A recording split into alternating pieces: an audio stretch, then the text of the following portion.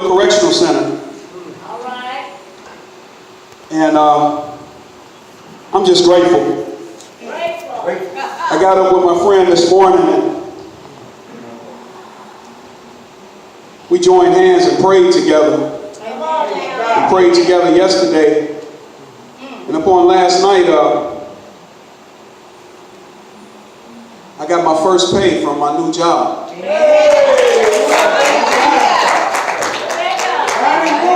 And this Roseland Christian thing just keeps getting thicker and thicker and lovelier and lovelier and lovelier. I got a call last week in Bloomington, Illinois, sitting at the train station from Brother Robert Johnson, Robert Spanky Johnson. And he graduated a few years after me, but went on to get his ASC certification in automotive. And he has 2 garages. He said, Mr. Burton, I'm watching you all over Facebook doing brakes and tie rod ends and this and that. You're steady getting better and better and better. But you can't be doing that kind of stuff out in alleys in the suburbs. The police are giving you fines for that. And people won't pay you what you're worth if they don't feel that you have a level of professionalism. So I'd like for you to come on out to my shop. They got certification first. I've been doing this since I was 17 years old, and believe it or not, the first chance and opportunity I got was from a young lady from Chicago Christian High School, Sandy Freeland, and the Ozingers gave me my first jobs. So I listened to what you said this morning, and it took me back. I kept trying to do everything on my own might. Come on now, come on. And it says that the doors of God opens, can't no man close. And the doors of God closes, no man can open back up. So once you said the only thing he's waiting for, people always say they're waiting for the Lord, but the Lord is waiting on us. So anyway, I went on into this shop and it was peaceful. Wasn't no drinking and wasn't nobody sitting around getting high. And customers coming in, dropping their vehicles off, and I got a real peace. And I could lay my tools down. I could be myself. And I got 2 veteran mechanics there that's going to take me to the next level, and I'll be able to support myself and support my family without doing ill will type of things. But I don't want to get off the subject. Before all of these great things began to happen in my life, you know, I didn't like people teasing me about that Roseland Christian bus that I used to get off of every day. Why you got to go to that school and we go to Wendell Smith and Bennett and these other schools in the hundreds? Oh, what's so special about that school? Well, those teachers there, they were anointed and they taught the Word of God. That's right. Yes, right.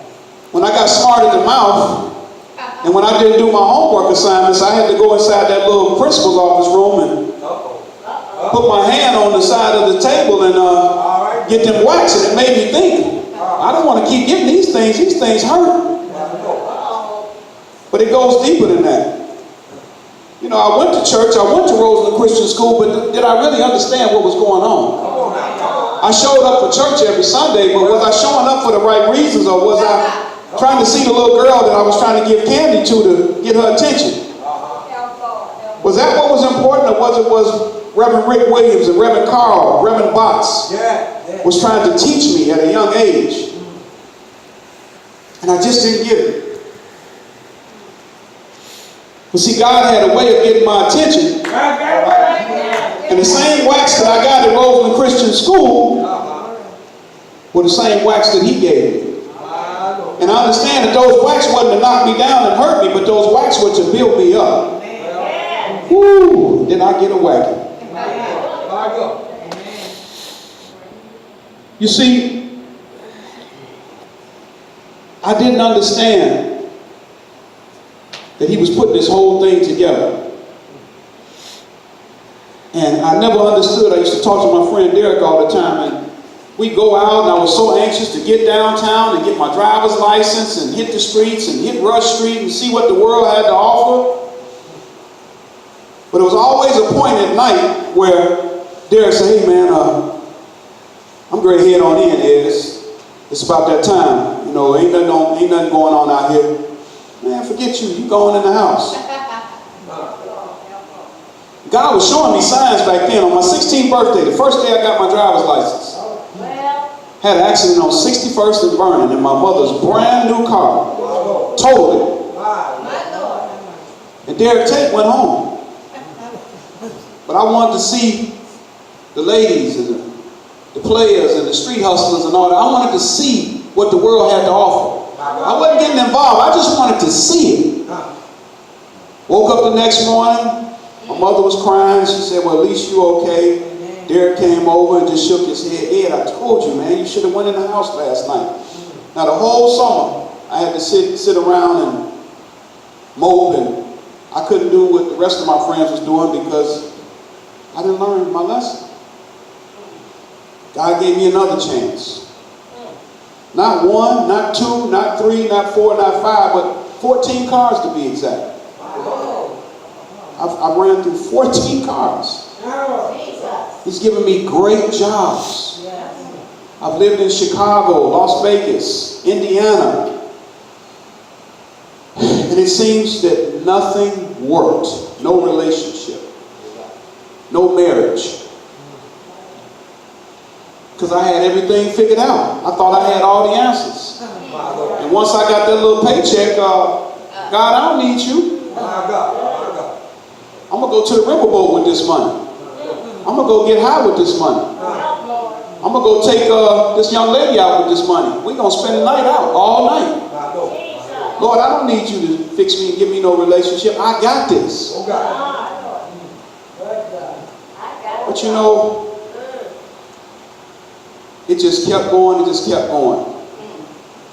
I had a brain aneurysm in July 2nd of 1999. Abusing drugs, abusing alcohol, it had set up a bacterial infection inside my body. A sinus infection went from my nose into my brain. Paralyzed me on this side of my body. 3 days I was comatose. They pronounced me dead on arrival at Olympia Fields Hospital. Dr. Lawrence Tupetti performed the surgery. 20-something hours of surgery. My grandmother came in there and put blessed oil on my head. Sister Lorena Terry from Church of God in Christ, Faith Temple. And she said, I don't want to hear what the doctor said. I don't want to hear about not touching him or this or that. The Lord told me to do something. She came in there and put that oil on me. A few hours later, doctor blew inside my nose. They talked to my mother. She signed the papers to disconnect me from the defibrillator, because it was breathing for me. And at the time that they got ready to unplug that machine, they got a heartbeat. They got a pulse. My Uncle JT was there. My whole family was there. Derek was there. You know, and I just hadn't had enough. You know, I thought that I had did drugs the wrong way. Rationalizing. I wasn't getting it from the right people. I was doing it too much. You know, all of these things that the world tries to tell you. And I kept going, kept losing, kept making withdrawals from my life. I saw prison, not once, not twice, but 3 times. March 8th, 2011. I was working for one of my relatives who was running a car dealership, fixing cars for him. And he knew one night that I wasn't going to do nothing but take the money that he gave me and go drink and party with him. So he said, I can't pay you tonight. I had to take you to the bank in the morning. And I got angry at him. And I cursed him and I walked out of his house.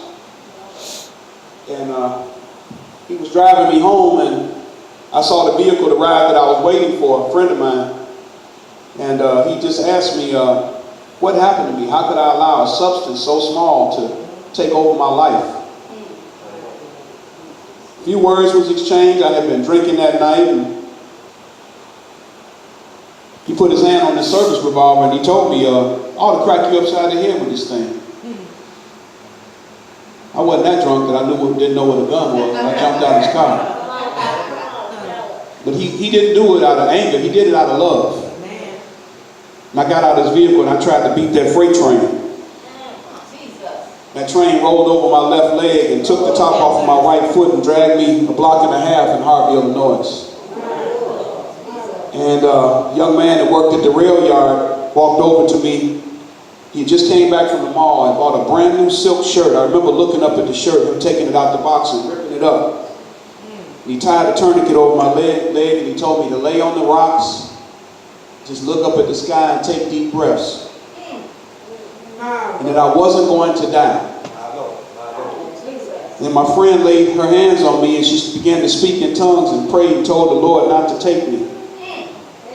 And I started saying my goodbyes. I told her to say goodbye to my mom and to my children, my daughters, and tell them how much I love them because I thought it was over with. It wasn't time. But that wasn't enough. I kept going on and I began to feel sorry for myself, and while the pictures on Facebook showed one thing, that I was beginning to cook and try to do the right thing, I was torn up inside. I was dead inside. I was getting strong physically, but mentally and spiritually, I was dead.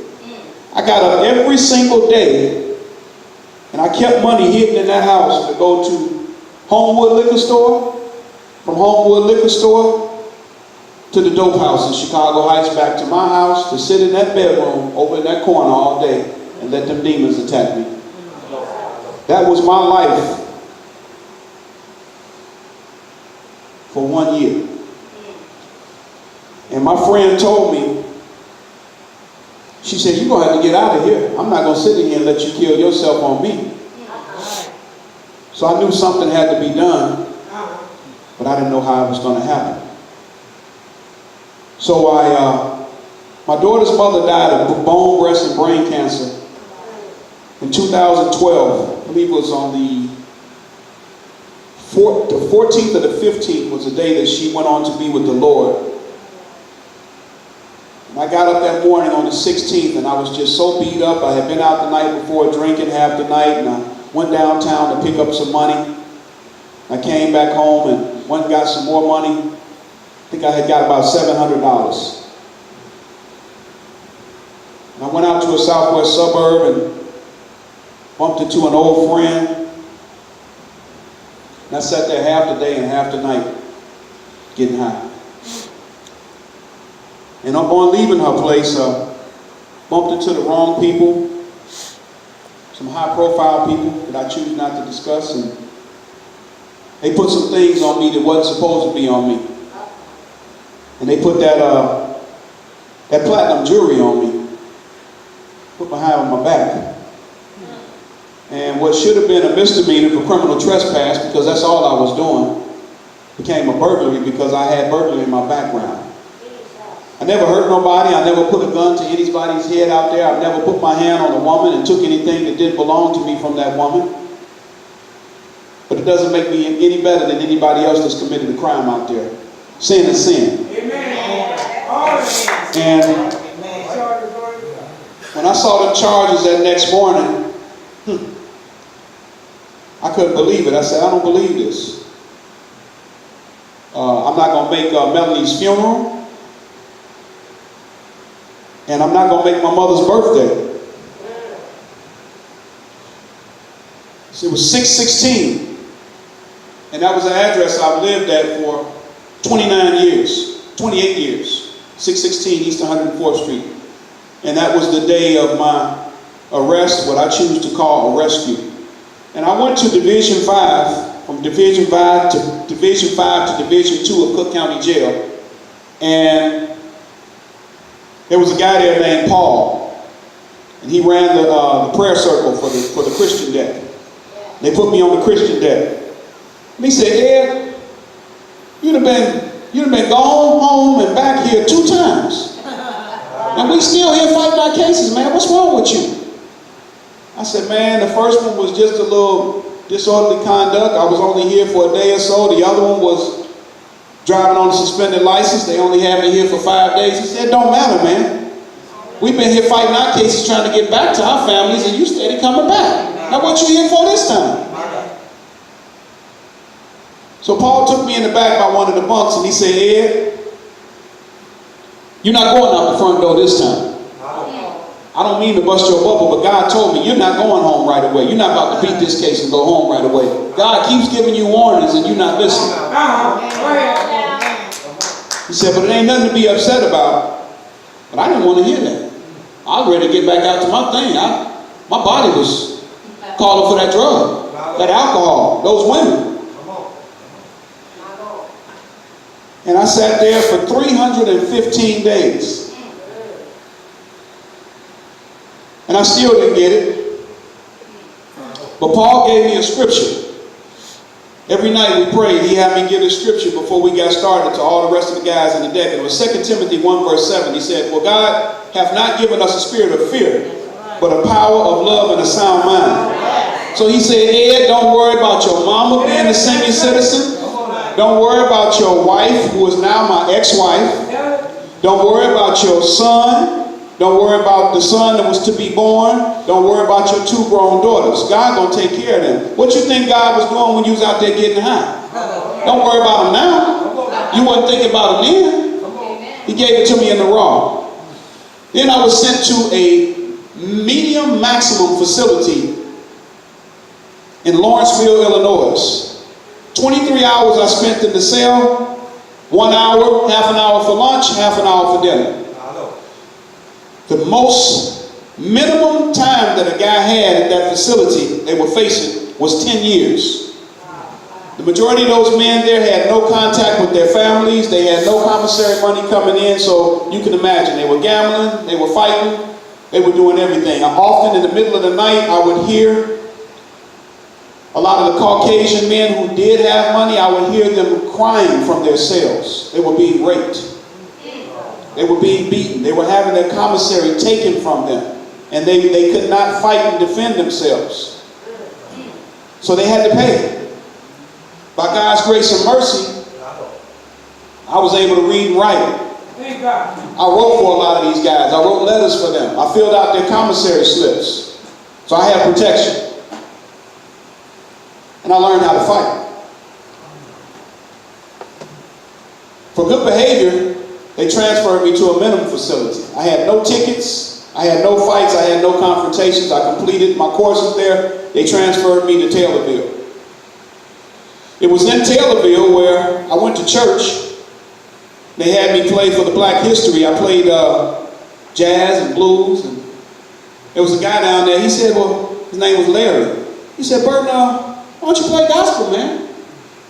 God gave you the gift. Why don't you use it to glorify God? I said, man, I can't play no gospel music. So he taught me a few songs. If you confess the Lord, call him up. Praise is what I do. But I kept listening to that, I worship and adore you. I love you, Jesus. That was my favorite song. And I kept seeing him hit chords on the thing. And I said, oh man, I'll never be able to play. They said, yes, you will. Come to church. Come to rehearsal and I'll show you. Don't worry about what the other choir members say. I'm going to have you as the backup keyboard player. A couple of months passed by.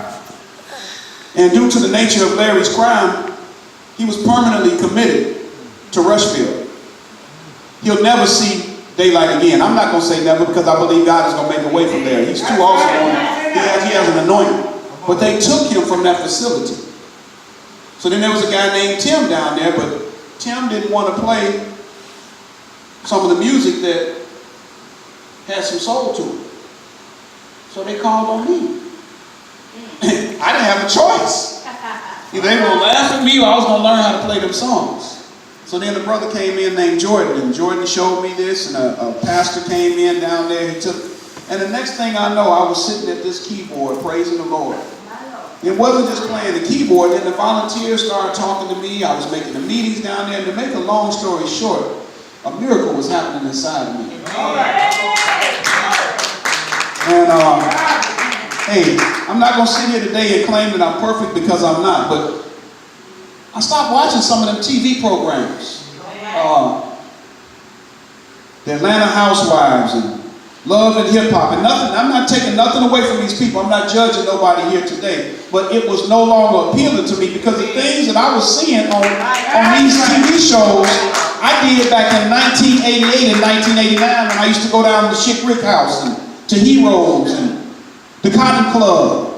These were the same people, but they just got somebody crazy enough to videotape them on camera and sell themselves to society to show them and get people to think that this is what all black people do. And this ain't it.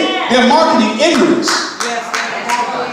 And the woman that I asked God for, I didn't see her on that TV screen with her body parts hanging out. Don't get me wrong. There's nothing wrong with being sexy. I know what I've asked God for, but it's a time and a place for all of that. And I didn't want to watch that stuff no more, and I started going to choir rehearsal, I started going to Bible study, I started sitting in the day room and doing different things. I started getting up at 5:30 in the morning to watch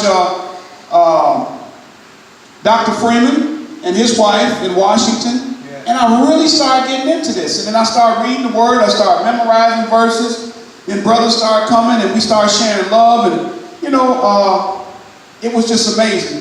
And the devil show up and well, it's nothing but homosexuals in the church. And then we had fighters down there. We had people that were fighting for God. They were representing. Said, well, we got something for that. And we're gonna do this openly at the camp. He said, well, there's homosexuals everywhere. And who's to say that there's not homosexuals on the basketball court? Who's to say that there's not homosexuals at the baseball game? And most of all, he said, let's take this all the way back to Scripture. The Bible says, judge ye that you not be judged. So who are you to judge somebody else for their sexuality? God came to save. He came to heal people. He didn't come to judge people. And who better is he going to help than somebody that needs help? He's not going to come to somebody and say, oh God, I got everything together. What does God need to talk to them about for if they got everything together? We're all broken people. And I was really broken. And I got down on my knees in prison and I said, Lord, if you take this away from me, I wasn't saying no more foxhole prayers because I've done enough of them. My luck has ran out. Lord, just let me get to the crack house and buy this $75 piece and make it back home safely and smoke it uninterrupted. Them days is over. It starts out, your circle of pleasure starts out huge like this. But an addiction, whether it's a gambling addiction, whether it's a sexual addiction, whether it's a drug addiction, whether it's a lying addiction, whether it's a crime addiction, it starts out huge. That's the way Satan comes to you. And then as he gets you, it gets smaller and smaller and smaller. And it seemed like every time I ran to the dope spot, I pulled around the corner and the detectives were standing right there. And they knew who I was. And it got to the point when they didn't even care. They just let me go. You just killing yourself. Go ahead. We know what you got in that car. But somewhere down the road, it just took from me. My children had no respect for me. I could never keep $1 inside my pocket. My weight was dropping off. My teeth were coming out. I lied. I manipulated women. I couldn't keep my word to nobody. I go out and do an awesome job at a restaurant. 2 hours later, somebody called me to congratulate me on how marvelous of a show it was. And I was over in the corner in my bedroom looking on the floor thinking I dropped something. Crazy. Lunacy, insanity. Waking up every single day doing the same dumb thing over and over again thinking something different was going to happen. But y'all, I just want to tell y'all, I want to keep y'all. But when I got this in Taylorville, and they said, step 1, you admitted that you were powerless. Step 2 came to believe that a power greater than yourself could restore you to sanity. But then that step 3 came in where I made that decision. And that's when God said, you said, Bert, you waiting on me, I'm waiting on you. And there's 5 stages of change. There's pre-contemplation. contemplation. There's contemplation. There's preparation. There's maintenance. And then there's action. And with that action stage, there comes a holistic, and that's when that spirit greater than myself came on me and said, you know what, Edward? No, we seeking spiritual progress, not perfection. But you know, man, you can't do this stuff no more. You can't do a little bit of nothing no more. And upon yesterday, the devil tried to come to me. I got my little payment yesterday from the shop, and the same place I used to use is 3 miles away from where I work. Man fixed my air conditioner last night, and I'm leaving work, and I get right to that turnpike. And I was feeling a little uneasy because I couldn't fix another vehicle early yesterday morning. I said, well, this ain't no reason to go get high. Amen. No. But the devil was trying to get to me. Oh, yeah. Man, I put them turn signals on last night. I turned my little Jazz on, and I got down on Torrance Avenue, and I threw my hand up. I said, praise the Lord. Went on in the house, got my clothes ready for service today, because he didn't say, like Mr. Moody told me this today, the devil ain't going to stop trying. Just because I come to church, just because I pray every day, he ain't going to stop trying. But it says, don't use. One day at a time, and everything's going to get greater and greater. And then what happens is, this isn't a religion, this is spirituality, this is a way of life. And the pastor told me down there from Decatur, Illinois, he said, you keep coming to church until this is your way of life. And there are a lot of people on Facebook, there are family members that ain't going to want to talk to me. They're going to do one or two things when you start talking about the Lord. Either they're going to come closer, or they're going to turn around and leave you standing there by yourself. And you know what? I'm okay today with being by myself, because I'm not going back to, they're not putting no more numbers on me. 8 hours of processing, watching these people throw up all over the floor and cuss and fight. And then you got the guy that I ran this street and I got all this money out there on the street, and then you get processed in, they come tap you on the shoulder. Brother, when you make that collect call, can you call my baby's mama's, auntie's, grandmama's sister and tell her to go in the backyard and dig up the can of money so they can come post my money? That is lunacy. God did not create me to be out here like that. So, I just want to say this today. There's a scripture that I held on to when I got down there, and they used it as a fight code. It was called 10-10. 10-10 meaning there was a fight. I used John 10:10. It said, for the devil came to kill, steal, and destroy, and the Lord came to give you life that you may have it more abundantly. Yes. Since my friend Derek Tate called me and told me about Mr. Moody in Home Depot parking lot, since I got up off my dusty crusty, and I came into this church, and I volunteered to sit here with this music, to get involved. See, it's one thing to come in church and just take up a seat, but to get involved. Sister Moody said, bring your Bible. I didn't bring it today, but she said to read my Bible too. And I picked it up, and I also have the app on my phone. But since I started reading them Proverbs again and getting up saying these prayers, putting something in church every week, I have not been broke. I have not been hungry. And I'm seeing the change. I'm not where I want to be, but I'm a long way from where I used to be. My mother's going through some things as she ages, and I'm learning how to be patient with her. And when she gets to fussing, I just smile. Because it ain't her. The Word of God says we fight not against flesh and blood. Amen. So now these scriptures is coming in, and all of these things work together for those who are called unto his purpose. They work together. All of these things, these are things that God is doing. So if I had not went to service down there in Taylorville and read those scriptures and attended service, they kept telling me, Edward, you gonna get out of here, man. You don't have life in here. Prepare yourself. And you might not see how this is going to open up, but it's channel by channel. Okay, God said, well, you did this, Mr. Burton. Now we're going to put you here on this keyboard. Pastor Moody's going to bring somebody in here to work with me so I can learn this traditional gospel. And the thing is, I want to learn it now. I didn't used to care. I care now. It's inside of my heart. The guy that had the shop, he went to Roseland Christian. He's Roseland Christian alumni. I didn't do that. God did that for me. More doors are going to open up for them. I listened to you today. This church is going to be full. That's right. These cars are going to be all up and down 139th. These people that are struggling with drug addiction out here in Robbins, they're going to be right here getting delivered. And how did this whole thing come together? Do you know the hint about this? I was born here in Robbins and I didn't even know it. My birth mother is from Robbins, Illinois. My sister, my birth sister, is here from Robbins, Illinois. You stood right there yesterday. My biological auntie called yesterday. She wants me to meet her Saturday for lunch.